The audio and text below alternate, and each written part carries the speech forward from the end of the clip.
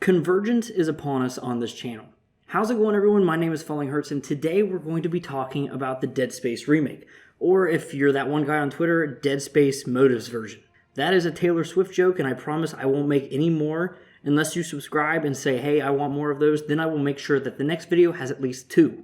I had never played the original 2008 game from the shutdown Visceral Games, but with the promise of the Dead Space remake with next-gen visuals, reworked audio, and improved gameplay, how could I resist waiting just a little bit longer to play it for the first time ever? And while I do love horror, and you can see that on my channel, this one is a bit of a blind spot for me, so I think my approach to this and my takes can be something that are intuitive, important, but ultimately at the same time, hopefully entertaining considering the fact that I've never played it. So with that being said, no nostalgia, no bullshit, is Dead Space Remake good?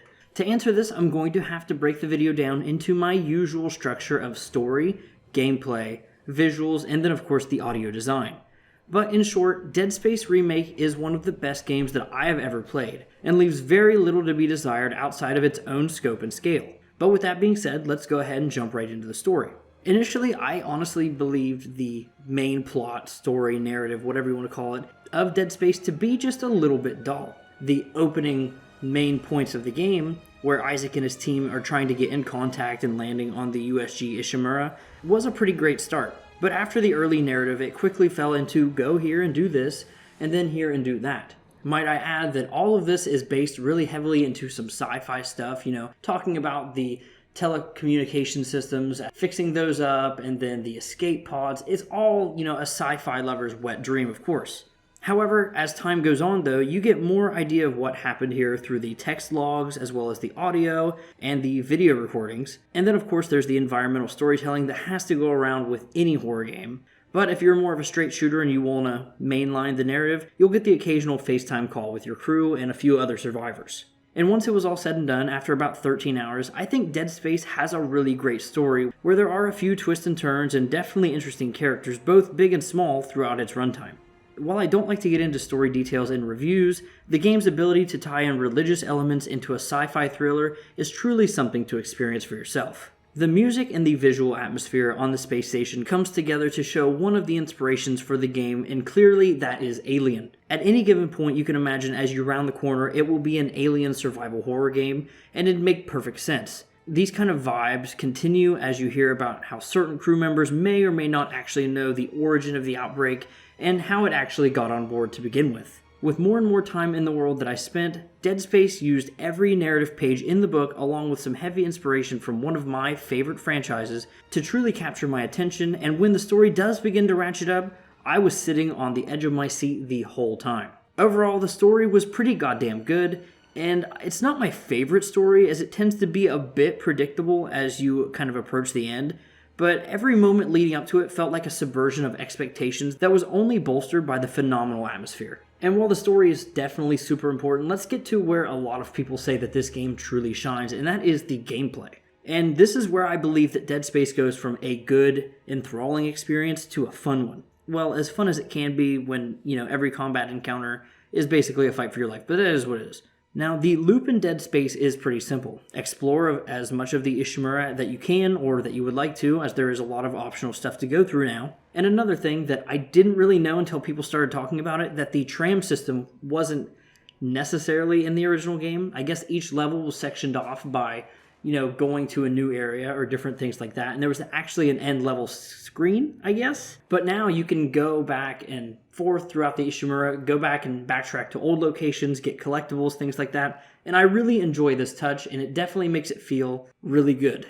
But anyway, as you're exploring, as I said with the gameplay loop, you're gonna get a combat encounter, I don't know, maybe I would say every other room, or, after a hallway, you're gonna get some new guys that are gonna kind of try to take you out one way or another. But as we're going from point to point, there's really not much more I can say that I haven't already said for the exploration. It's serviceable and it's good. But there are unique sites that only a keen eye will find, sure, but really it's all about the backtracking once you unlock a new security clearance and you can open more lockers as well as find new collectibles. Honestly, I can't imagine the game without having a fully open Ishimura. To me, exploration is 100% necessary for the full preparation of the combat, as well as adding a lot of narrative to the story as you kind of feel how big the Ishimura is And also you get to see all of those little environmental storytelling bits that may or may not have been added. I'm sure most of them were in the original game. And it really just fleshes out the narrative in an extra way that I kind of already mentioned. But if I had to change anything at all about how the environment was explorable, I would definitely say that I'd make it just a little bit more like a Metroidvania. It already has that same DNA here where you have to get upgrades and clearance and different things like that to make your way through areas. But personally, I would prefer to see where our arsenal is actually impacting where we're able to go. For instance, the line gun, one of the weapons that we get, is something that potentially could be unlocking a new door or a way forward, a blockage of some kind. And if we didn't carry the ammo with us or we didn't have the gun at a certain point of the game, we would be limited to no longer going there. And really, I think these puzzles would go a long way, but the exploration is only so much of this game. Otherwise, there's of course the combat loop, which I personally couldn't really change a thing. Except maybe Isaac not running like a 70-year-old, but honestly, under all of that armor, it probably makes sense. As I briefly alluded to, the myriad of weapons at your disposal are really all deadly and have devastating secondary fires, something I believe that was also added, and really I couldn't imagine the game without them. Each one also stylistically fits into the idea that you are Isaac Clarke, an engineer, not a soldier. Of course, while mentioning things like the plasma cutter, the iconic weapon of the game, and even like the extension, the line gun earlier, that brings to how you fight the necromorphs, the enemies and creatures that you're fighting within the Ishimura. And of course, cue the iconic art now, you're going to be removing their limbs. In doing so, you'll see incredible detail with the destruction of these creatures with the flesh cutting system, where as you fight them, you see layers of skin getting peeled off, and it really sells the damage that you're inflicting. Once a leg or something, an arm is removed, that won't stop most of these monsters. They will keep crawling at you, but they're definitely going to look a little more fucked up once you're done with them.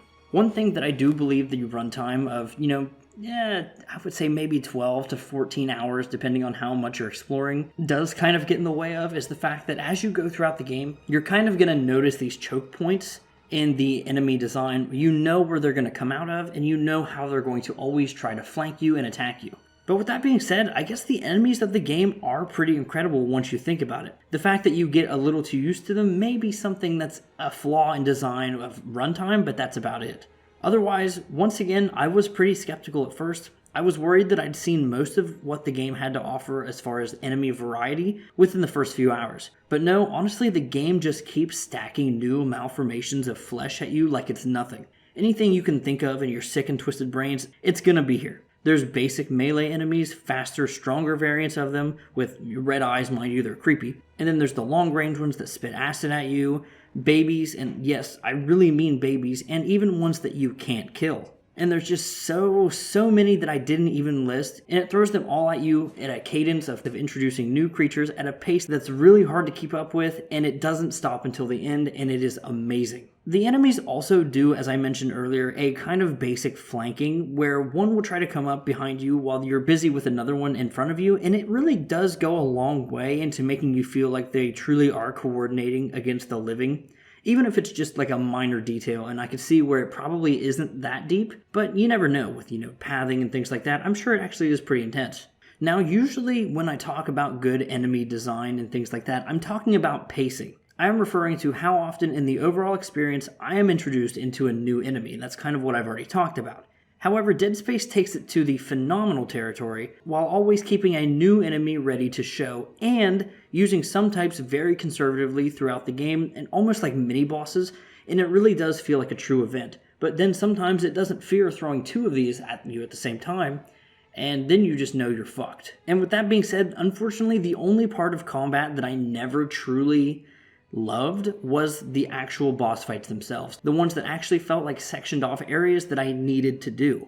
There's only a few of them throughout the game, and they each felt way too similar, and I just really wasn't a fan of them. It's in these fights that I truly noticed how Isaac moves like he actually did shit himself, and it really doesn't feel good overall. So while I did kind of say there's not really too much I would change, I guess if you could completely change the boss designs or even remove them altogether in some way. This could have been a cutscene for all I care. It could have been a quick time event, added a little bit more gameplay variety, and I would have been perfectly fine with that. But with that being said, let's switch back to the Isaac side of combat for a minute. With the limited but upgradable inventory space that you have, it's the right balance of inventory management, and gameplay balancing all at once. Meaning I'll never have too much ammo or healing to ever feel completely safe, and forcing me to always kind of look around my environment for things that I could use to hurt enemies or things that I can find, forcing me to kind of scavenge around. Upgrades are present in the game. You can upgrade your suit as well as the guns that you're using, and they're all done at workbenches and with key items called nodes. The nodes are easy to find, and they fill out this kind of skill tree looking system on each of the things that you're upgrading, and it all feels pretty meaningful, even if there's some choices you have to make with it being a skill tree that you don't always want to do, but it leads to something greater, like more damage, carrying capacity, reload speed, things like that. And ultimately, with such a wide selection of things to choose from, it really does allow me to prioritize the certain aspects of Isaac that suit my preferences as a player, and that's really nice. It's important to note that you can also buy nodes and other supplies like ammo at shops around the station with money that you collect as you play. This is a capitalistic space station where everyone's kind of carrying money, so even the necromorphs are going to drop some cash sometimes. And it's once again a really cool way of keeping all of the interface in the world. And I'll talk about that more in just a little bit as to what I mean, and I guess I could talk about it in the gameplay, but I really want to talk about it in the visual section, so I have a little bit more to discuss there. The two abilities you get are really cool as well. You've got the Kinesis, which is a sort of magnetized, telekinesis glove that allows you to move certain objects and even throw objects at enemies. Then there's the Stasis Shot, which slows objects for puzzles and, of course, enemies in the combat. It really can't be overstated just how much these two mechanics really flesh out the combat. Rather than just shooting, a well-seasoned player can truly put themselves in control of combat with these two tools. Outside of combat and exploration, there are a few times that the game truly switches things up, like the zero-gravity sections that allow for free-flow traversal, and a few smaller moments that I won't really spoil, but these are all welcome additions that never feel forced and do solidify the already existing gameplay loop, in my opinion. Overall, the gameplay of Dead Space is top-notch. The freedom the player has in their arsenal, and even in their environment, really sets the game apart from most survival horror games, with the gore feeling earned and also terrifying at the same time, due to all the amazing creatures coming at you. Now, personally, I feel that the story and the gameplay are something that were going to be there from the original version of Dead Space, so while I'm experiencing it for the first time, it's nothing new. Now, as for the visuals, which is my next section here, it's going to be something that's a little more, relevant to the remake aspect of this review. And first off, I want to start with the lighting of this game, which is absolutely incredible. The use of pitch black and the need to aim to actually use the flashlight efficiently is super creepy and even ties in well with the gameplay. And it really adds to the idea that even when I'm equipped with weapons, I'm still kind of at the mercy of the Ishimura and those things that are trying to kill me. The use of color in Dead Space was something that I truly didn't expect either.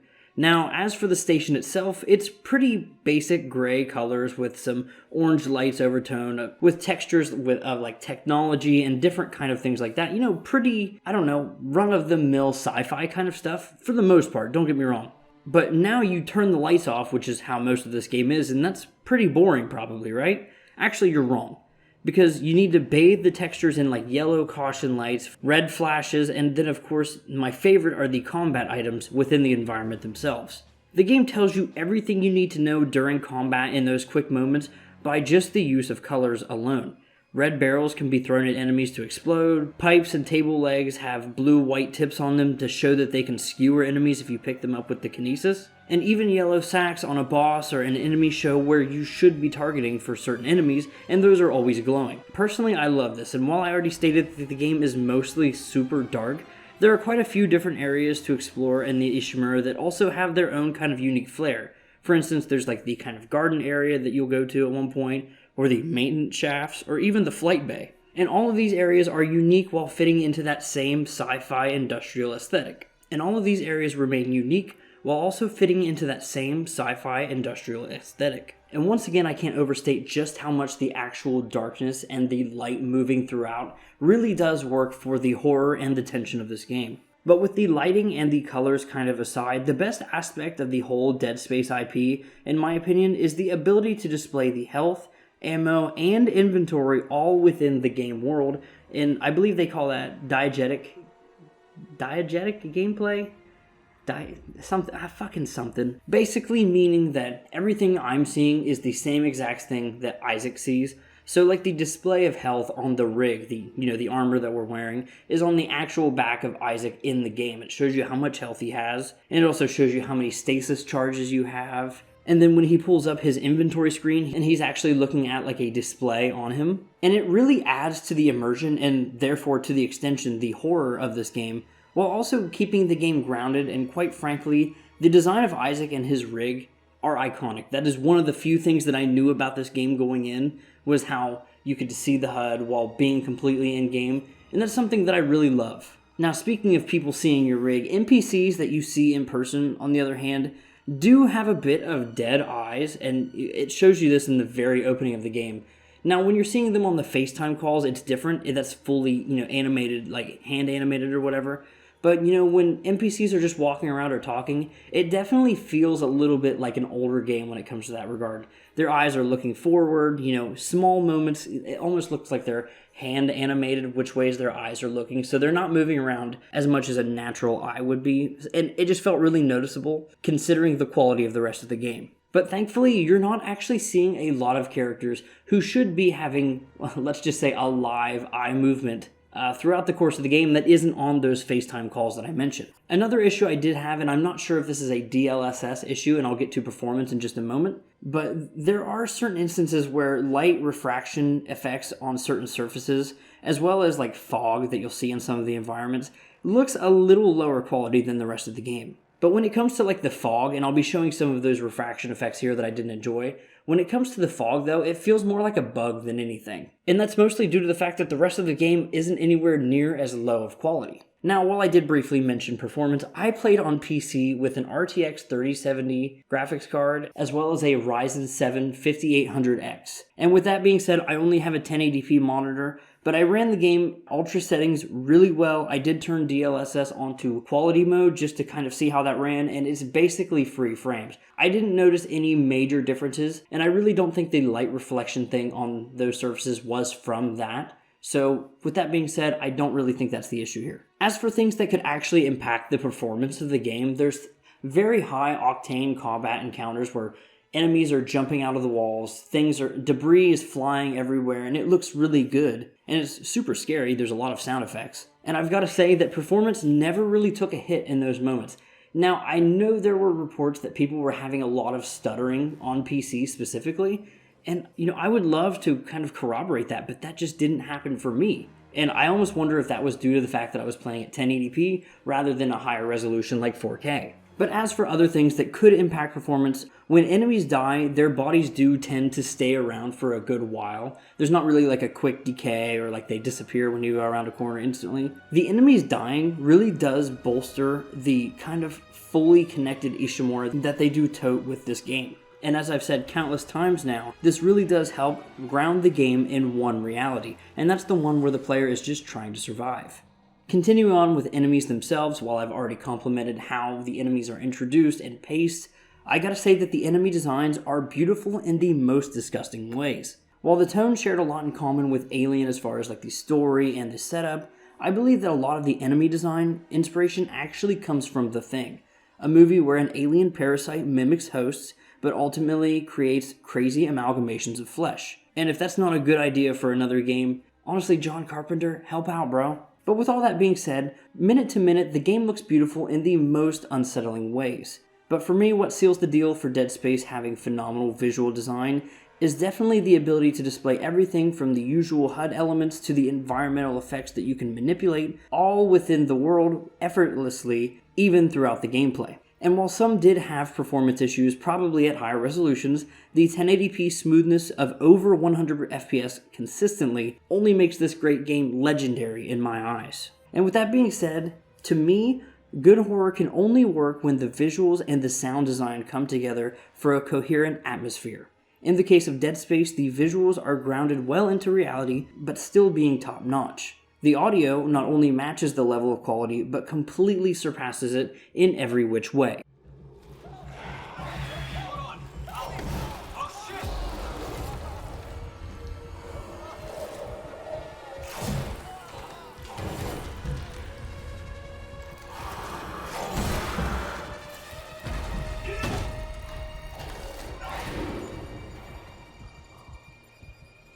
The soundtrack is incredibly unsettling and overbearing with beats and chords that overwhelm the player even in the most minuscule of combat encounters. There could be a quick fight with one enemy kind of, tracing all around the room, and the music gets so loud and overbearing that it fully lends itself to the severity of any situation you could find yourself in.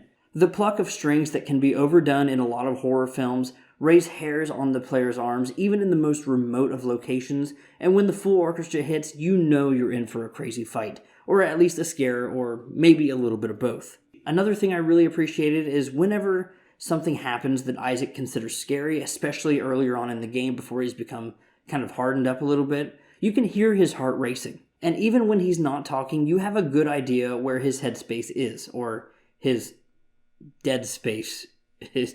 That's a bad joke, I'm sorry. Speaking of Isaac, apparently he didn't even speak in the original version of the game, which honestly, he didn't add too much to the story, and the whole time I was kind of picturing how that cutscene would have went if he wasn't speaking.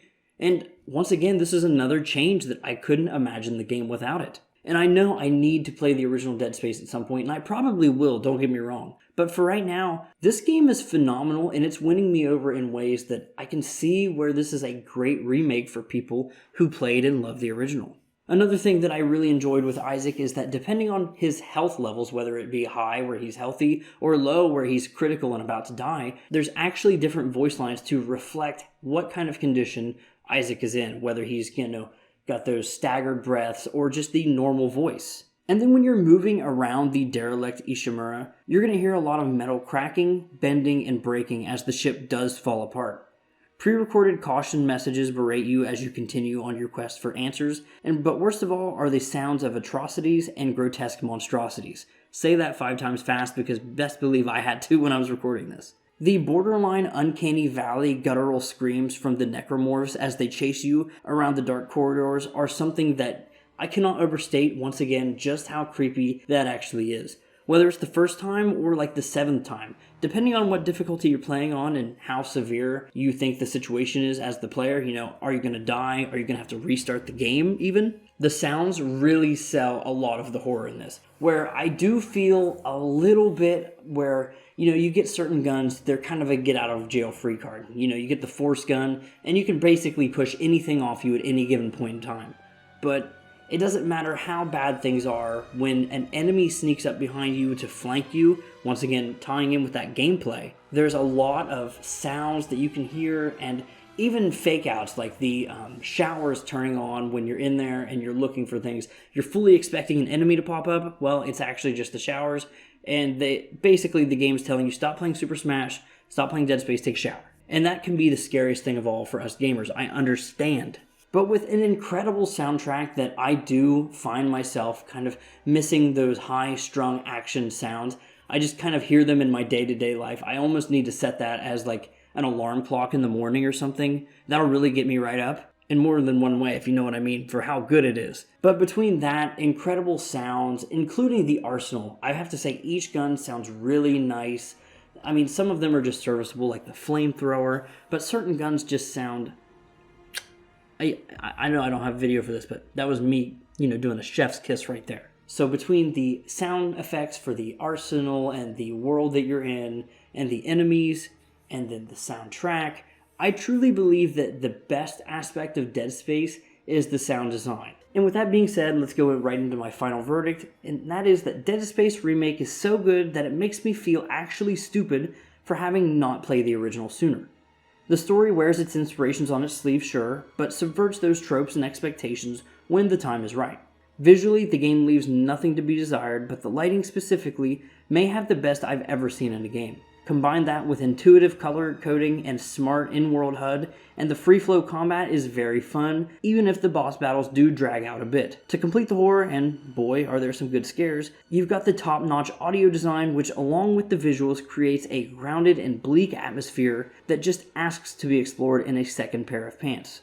Overall, it's a near-perfect game with only a few minor issues that I've said throughout this review, but I can easily recommend the 12 to 16 hour experience at full price. But that's what I do here. I break down games into 4 categories and I tell you why they work and why they don't. Unfortunately, if this is your first video for me, not a very good example of saying why things don't work, because I really believe that Dead Space is an incredible game. My name is fallinghurts, and that's going to be it for this video. My next review will be over the early access of Sons of the Forest, and we're coming up on 1,000 subscribers, so consider doing that for me. And if it's already passed by the time this video comes out, because it's really close, 1,001. Thanks. Goodbye.